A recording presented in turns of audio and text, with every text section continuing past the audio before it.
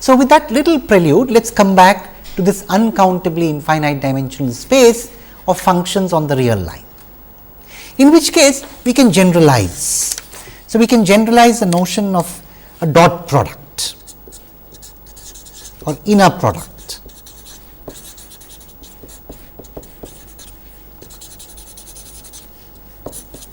between two functions.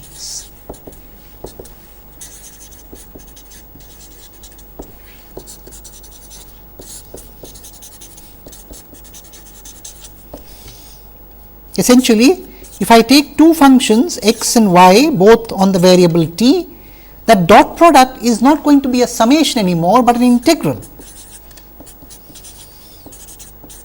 So, x t y bar t dt. Taking that idea further of multiplying corresponding coordinates, and instead of summing you now integrate. So, the integral replaces the operation of summation here. Now, of course, it is easy to verify, and I leave that as an exercise to you, the properties of linearity and the commutativity and so on. So, I leave it to you as an exercise here.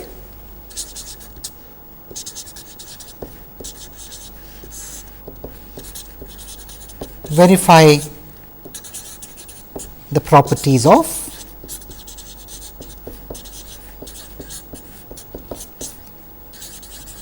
conjugate commutativity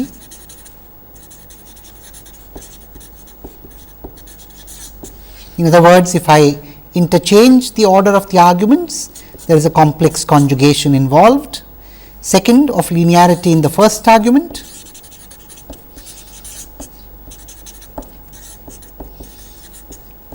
So, if I take a linear combination of two vectors or two functions in the first argument, then the corresponding inner products are also similarly linearly combined. And third, positive definiteness.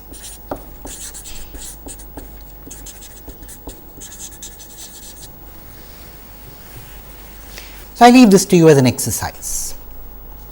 But what I wish to emphasize at this point is the famed Parsevals theorem, of which we are aware in the context of the Fourier transform. So, let me recapitulate that very important theorem in the context of the Fourier transform, and let us also give an interpretation to it. You see, the Parsevals theorem as we know it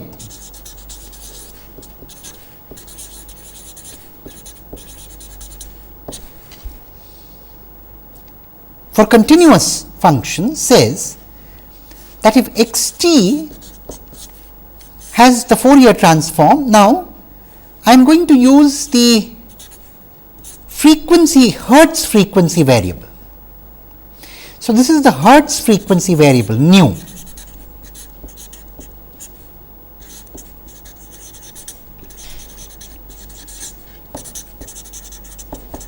In other words, what I mean by that is that the Fourier transform of x t is essentially integral x t e raised to the power j 2 pi nu t dt integrated over all time t. So, this is the Hertz frequency variable in Hertz. Recall that you can also have an angular frequency variable. So, for example, you could write x cap of omega. Now, I will use this capital omega when we are talking about continuous time. We are going to follow some notions of different notation for continuous time and discrete time. So, we will use this as the angular frequency variable for continuous time.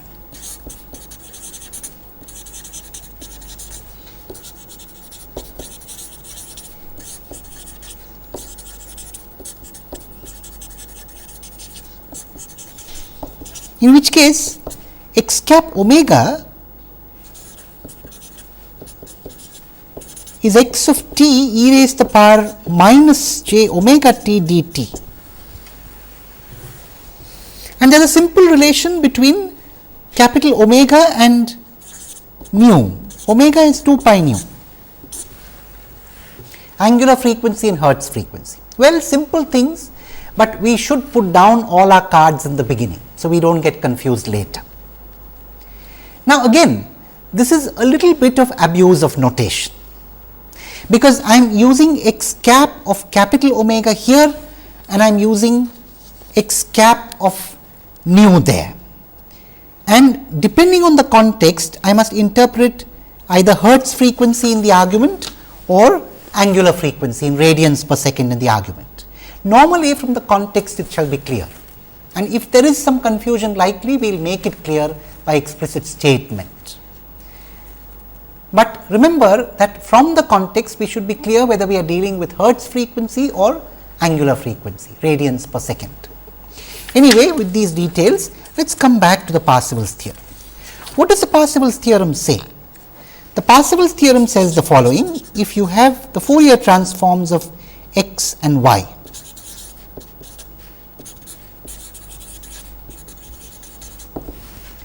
so if x t has the Fourier transform, let us use the Hertz frequency variable x cap nu, and y t has the Fourier transform y cap nu. This arrow denotes the Fourier transform. Then there is an equivalence of the Fourier transform inner product and the time inner product. That is what the Parsevals theorem says in our language now. So, the inner product in time, so to speak,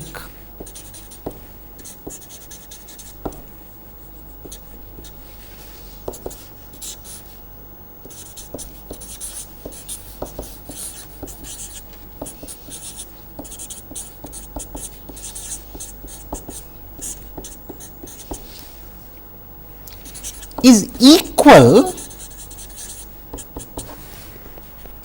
to the inner product in frequency.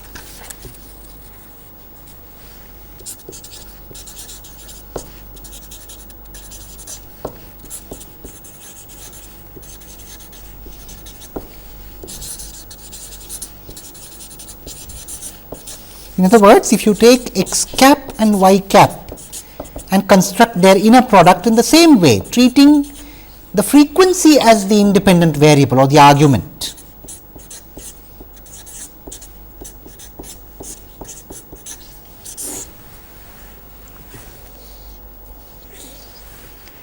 now this is a very beautiful and a very powerful interpretation of the Parsevals theorem. When we talk about the inner product perspective, we have a very different way of looking at Parsevals theorem.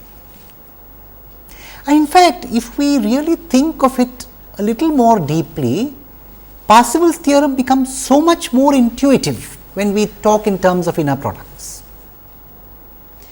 And let me take a minute now to show you why it is so intuitive. Indeed, what Parsevals theorem says in the language of inner products is this, and let us do the same in 2 dimensions and then it will be absolutely amply clear. So, I have 2 vectors, let us call them x and y.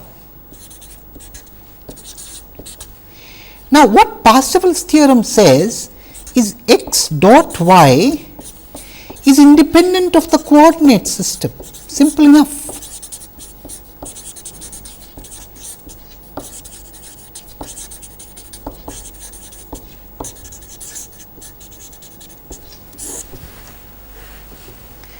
What coordinate system we choose to represent x and y does not affect the inner product. That is what Parsevals theorem says in a way. And to strengthen, you see, it may not be obvious to you why Parsevals theorem relates to this statement. It is obvious for 2 dimensional vectors that the inner product is, or the dot product is independent of the coordinate system. What is not obvious is why is this related to the Parsevals theorem? Well, towards that we need to go back to what x cap nu really is in a way, and that will become clear if we write down the inverse Fourier transform. So, we can write down x t in terms of the inverse Fourier transform as x cap nu e raised to the power j nu t d nu nu is the Hertz frequency variable again. So, in a way what we are saying is, we are reconstructing x t from its components.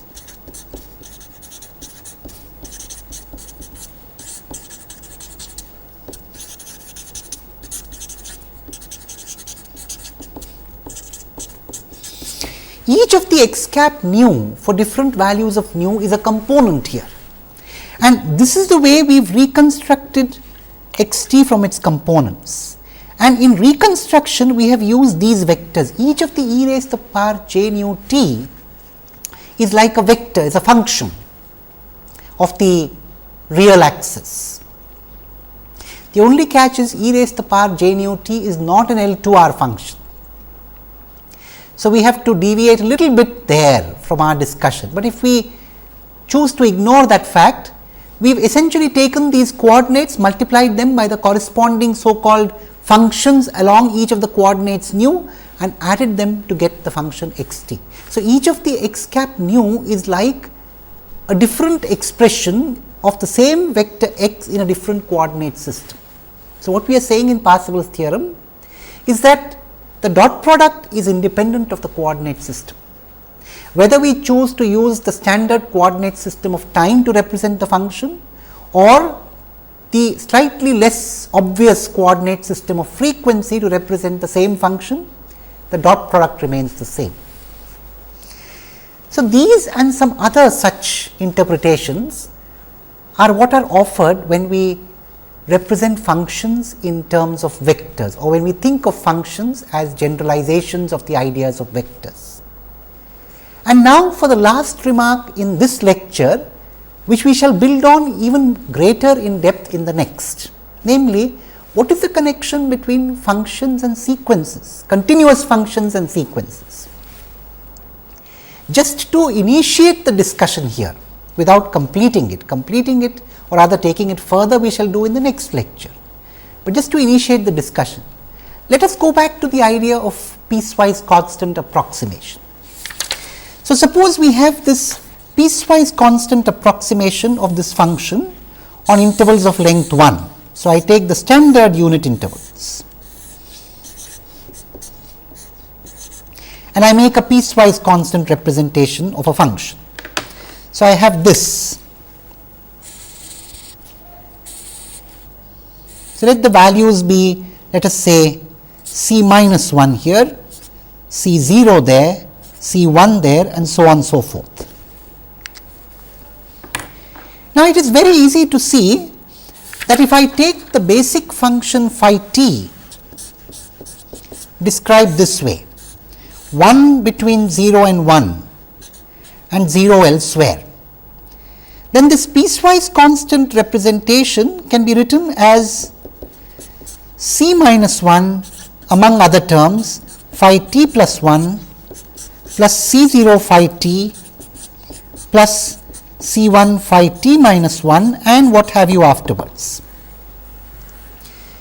So, to conclude just this introduction of this correspondence, we can note that equivalent to this piecewise constant representation that I have here, this function in V 0 that we talked about last time, equivalent to that function is the set of values c minus 1, c 0, c 1 and so on. So, the sequence c n over all the integers is equivalent to that piecewise constant function in V 0. Any of them can be constructed from the other. From that piecewise constant function, we can construct the sequence. From the sequence, we can construct the piecewise constant function given phi t. Now, this equivalence is what we shall take further and delve into deeper in the next lecture. And in the next lecture, we shall also build further these ideas of vectors, functions and sequences. Thank you.